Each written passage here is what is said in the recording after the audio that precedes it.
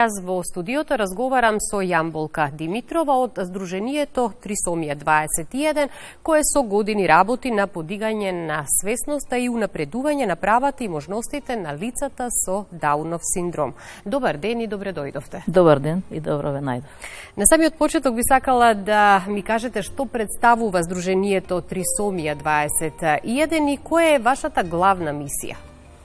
Значи, Сдруженијето Трисомија 21 е сдружение на, би рекла, родители за помош и поддршка на лицата со Даунов синдром. Го имаме формирано во 2013 година, значи веќе 13 години работиме. Интересно е, ова е сдружение формирано од самите родители, мајки на лицата со Даунов синдром. Тогаш сите имавме помали деца, кои поголеми деца, меѓутоа нашата цел, нашата мисија е подигање на јавната свест за овие лица со Даунов синдром и за воопшто за лицата со посебни потреби, за надминување на стереотипите што постојат за можностите на овие лица, за инклузијата, затоа што во тој период беа сите почетоците на инклузијата, имавме проблеми луѓето, родителите да ги вклучат своите деца во предучилишна возраст, училишна возраст и така натаму.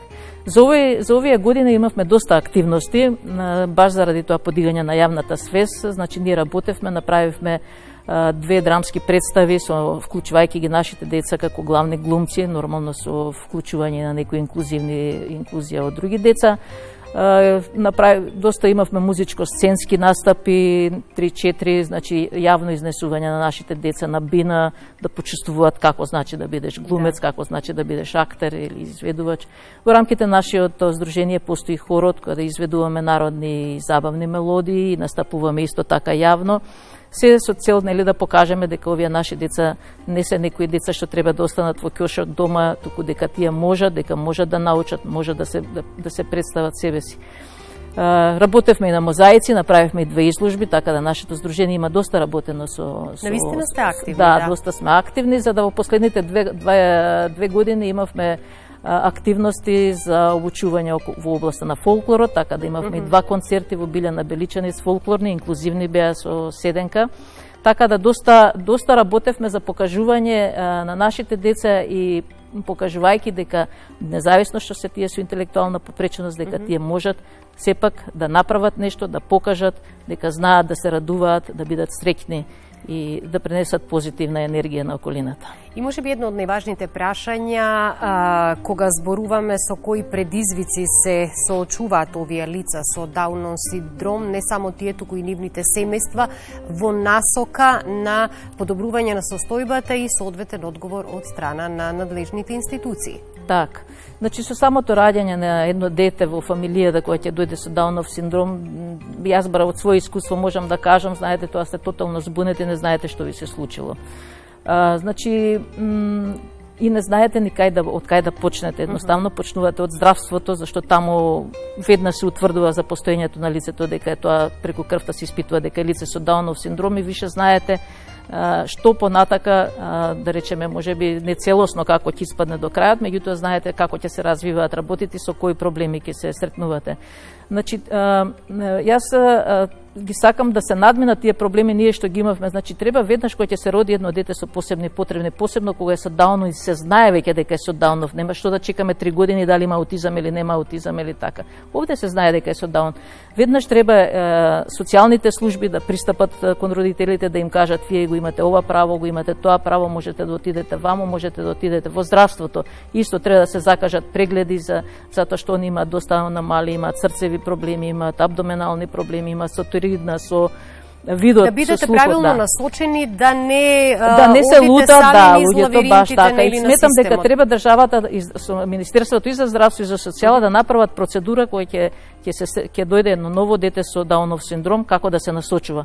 Понатака имавме порано проблеми, меѓутоа треба да се каже тоа што е позитивно, доста проблеми се надминаа со инклузијата, затоа што сега веќе децата во предучилишна возраст и во основно образование и во средно образование е задолжителна инклузијата, така да тие се вклучени во предучилиштата и во образовниот процес.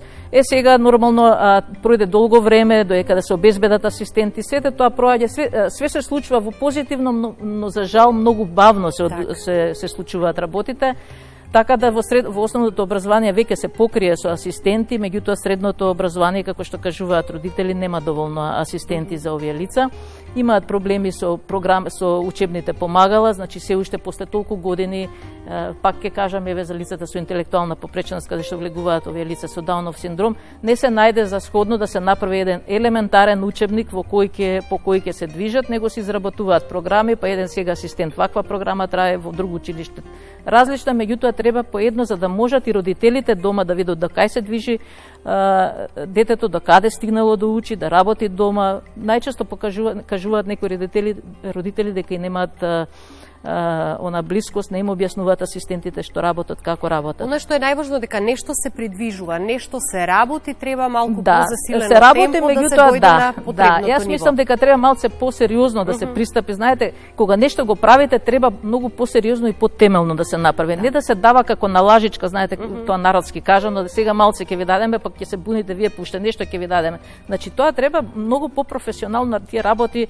Ја верувам дека и проблем, можеби и пари да се средствата проблеми, да се организира сето тоа, меѓутоа мора многу попрофесионално да се работи и многу побрзо овие работи да се решаваат. Имаме голем проблем, да речем, јас извинувам, може сакате да повелете, докажете. Да, зборуваме за лицата што се во школство, во образование, меѓутоа имаме сега се уште нерешени проблеми со лицата кои ќе завршат средно образование, во тој случај не остануваат дома. Што понатака тие лица? Тие голем дел немаат капацитет ни да се запослат, некои имаат капацитет, некои немаат капацитет. Затоа погледаме примери како што беше во Штип работењето на дневниот центар порака. Потребни се такви центри кои што ќе ги изгрижат овие лица и ќе им возможат да се дружат. Така, постојат дневните центри, се работеше на тој, еве имаме дневен центар има и за Даунов синдром, и мешани дневни центри има, и за аутизам има.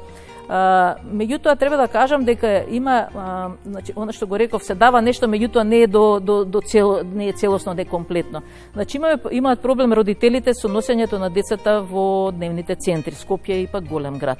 Значи вие да дојдете од Ѓорче до центар, од Кисела Вода до центар, вас ви треба време и вие кој ќе го оставите детето за 2-3 сата, 3 сата треба да се вратите да го земете. Ниту сте да одите дома, ниту сте да го чекате тоа, Значи голем проблем е, треба државата да обезбедува дневен центар, обезбедува стручен кадар, меѓутоа ти треба да обезбедиш и превоз за да тие деца можат реално да ги користат бенефитите и условите во дневниот центар, затоа што сте вложиле многу во објект, во кадар сте вложиле во опрема и треба да се доврши.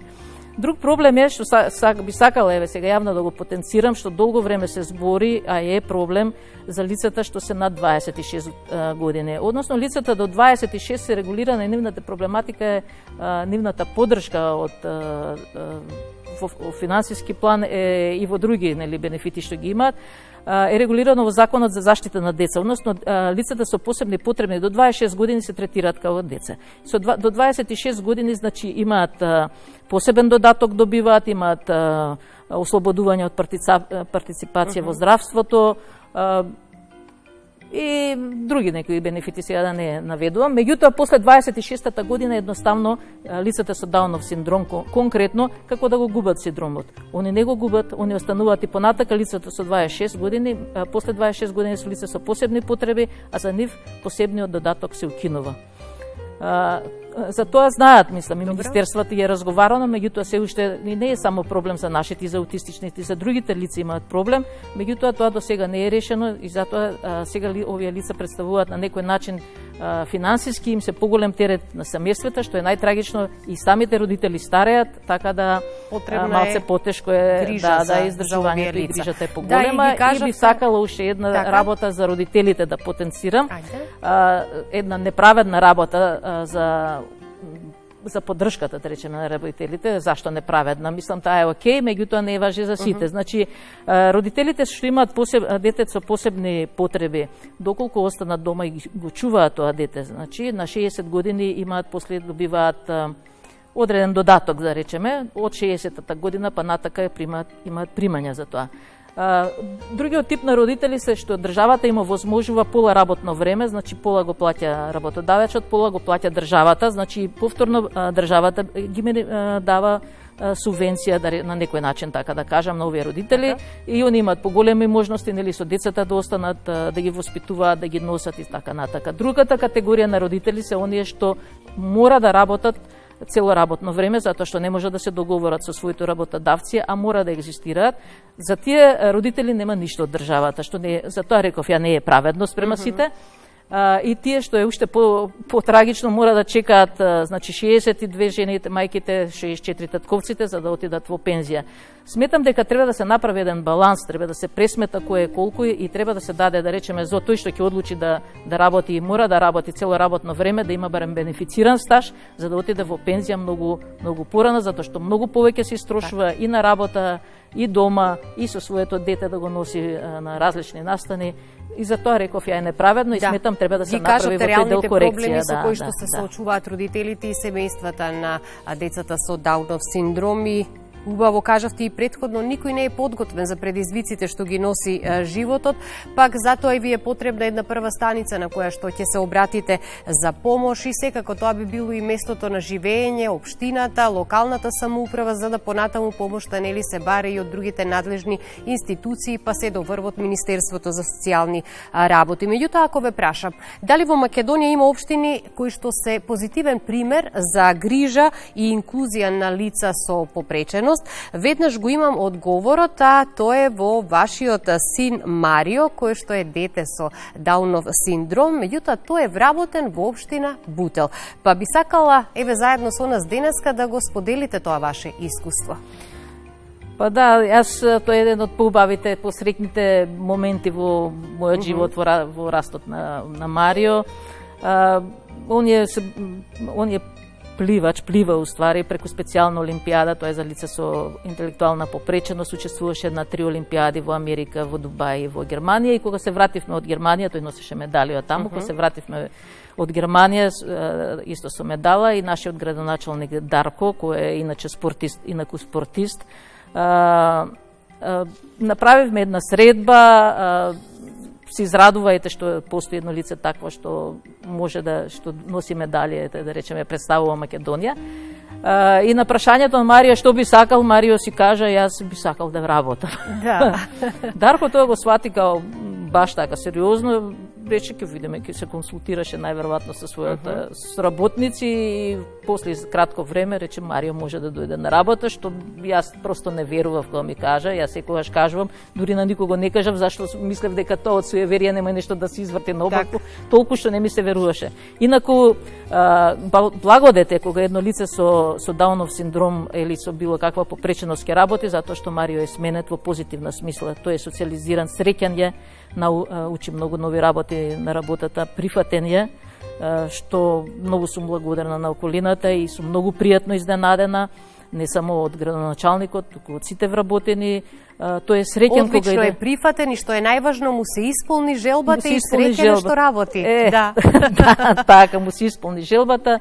И сакам да кажам дека работата, нели, како и секого го прави, малце го надоградува, и тој као едно дете што имаше одредени контакти со одредена категорија на луѓе, сега со новата работна средина е попреми нова терминологија на изразување, нов начин изразување, размислување и така. Значи благодете кога некој може да се запосли, да биде позитивно и прифатен во една таква средина. Многу брзо ни поминува во муабетот, во кој што можеме навистина многу што да кажеме, но ајде некако ќе го заокружиме со една ваша порака до институциите, но и до граѓаните. Што значи вистинска инклузија и почитување? Што вас лично ве мотивира да се борите за овие лица и што би сакале да видите променето во блиска иднина? Што значи инклузија вистинска? Вистинска инклузија е она што е зацртано, значи како што се донесени законите, а постојат закони, тоа целосно да се примени. Значи сите да пристапат професионално кон примената на инклузијата. Наставниците да се извршуваат согласно, нели, да се дообучуваат, да нови знаења во оваа област, да се дообучуваат, да се обучуваат самите асистенти, да има напредок и едноставно во права смисла да функционира инклузијата, не да се импровизира. Значи, реално да постои прифатеност, да нема проблеми, да нема под знак прашање дали детето ќе учи или ќе се организираат некои родители да го исфрлат тоа дете од тоа училиште. Значи, да се најде начин по секоја цена да бидат прифатени овие лица во образовниот систем. И само кратко, што вам ве мотивира? Што ме мотивира? Знаете тоа, љубовта кон детето и стравот од иднината. плашејќи се од иднината, затоа што не сте сигурни што понатака, решив да се борам и по секоја цена да напредува во секој поглед ова дете, во спорт, социализација, образование. Тоа беше главниот мотив мој, за да биде посамостоен утре. Така, продолжете и понатаму. Многу огромно е задоволството што ете таа ваша желба и желбата на Марио се остварила и еве, убав позитивен пример кој што верувам ќе го следат и другите општини и институции да им овозможат еве на овие дечиња со Даунов синдром да се вклучат нели во општеството активно. Се надевам и треба на некој начин да биде и една главна задача и на државата во јавните предпријатија, во што се под надлежност на локалната самоуправа, јавни предпријатија под владата, сепак да најдат место за вакви лица кои што можат, пак ќе речем што можат, да се вклучат во работниот процес. Ви благодарам многу за гостувањето, ми беше задоволство. Благодарам и на вас.